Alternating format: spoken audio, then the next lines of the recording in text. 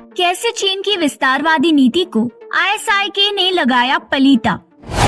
अफगानिस्तान में चारों खाने चित हो रहे जिनपिंग।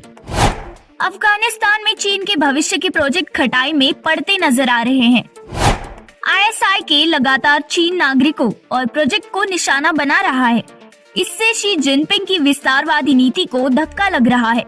चीन अब अपने ही बनाए चक्रव्यूह में फंसने लगा है। अफगानिस्तान में उसकी सिट्टी पिट्टी गुम होने लगी है।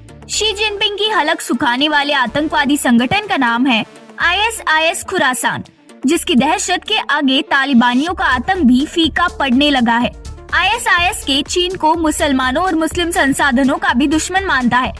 जबकि अफगानिस्तान पर कब्जा करने के बाद तालिबान ने सबसे पहले चीन को ही अपना मित्र बना लिया था। लेकिन अब तालिबान भी अपनी जमीन पर चीन के हितों और उसके नागरिकों की रक्षा करने में फेल हो चुका है। ISIS के कहर से कांपा चीन। चीन के राष्ट्रपति शी जिनपिंग की विस्तारवादी नीति को अफगानिस्तान में तगड़ा झटका लग रहा है। तालिबानी शासन वाले अफगानिस्तान में एक और आतंकी संगठन ISIS खुरासान की वजह से चीन के लिए वहां भविष्य के सारे निवेश खटाई में पड़ते नजर आ रहे हैं। जहां एक और तालिबान और चीन में सांठगांठ है, वहीं दूसरी ओर ISIS के शी जिनपिंग की सरकार को मुस्लिम मुल्क और मुसलमानों के लिए खतरा मान रहा है। पिछले कुछ समय से इस खूंखार आतंकी संगठन ने जिस तरह से चीनी प्रोजेक्ट और चीनी नागरिकों पर वहां कहर बरपाया है, चीन का कम्युनिस्ट साम्राज्य भी थर-थर कांपने लगा है। चीनी प्रोजेक्ट और नागरिक बन रहे हैं टारगेट। ISIS के बढ़ते खतरे को देखते हुए अफगानिस्तान में चीन के भविष्य के सारे प्रोजेक्ट मंझधार में फंसते नजर आ रहे हैं। अफगानिस्तान में जितने भी चीन के बड़े निवेश है, सब इस संगठन के टारगेट पर आ चुके हैं। तालिबानी शासकों की ओर से शी जिनपिंग की सरकार को लाख भरोसा दिया जा चुका है, लेकिन चीनी नागरिक और प्रोजेक्ट पर हमले लगातार जारी है। दरअसल इस तरह के हमलों की शुरुआत तभी से हो गई थी जब से तालिबान ने अफगानिस्तान पर कब्जा किया। पिछले दिसंबर में ही काबुल में उस होटल पर हमला किया गया था जहां चीनी बिजनेसमैन का आना जाना लगा रहता था। ISIS ने ही उस हमले की भी जिम्मेदारी ली थी। चीन को मुसलमानों का दुश्मन मानता है ISIS खुरासान चीन पर किस कदर बौखलाया हुआ है, इसकी झलक पिछले साल उसके एक मैगजीन के संपादकीय में दिखी थी। उस संपादकीय का टाइटल था चीन के साम्राज्यवाद का द्विवा स्वप्न, China's day dream of imperialism.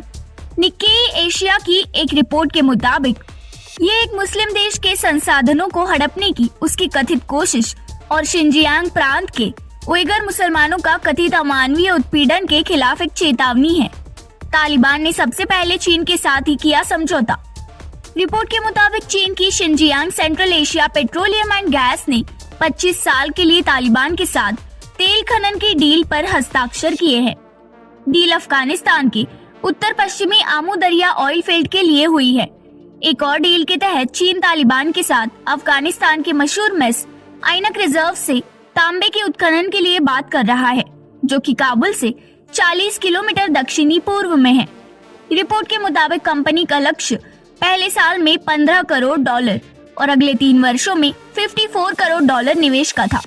ये डील 2021 में हुई थी, जो कि मौजूदा तालिबान शासन का पहला अंतर्राष्ट्रीय समझौता था।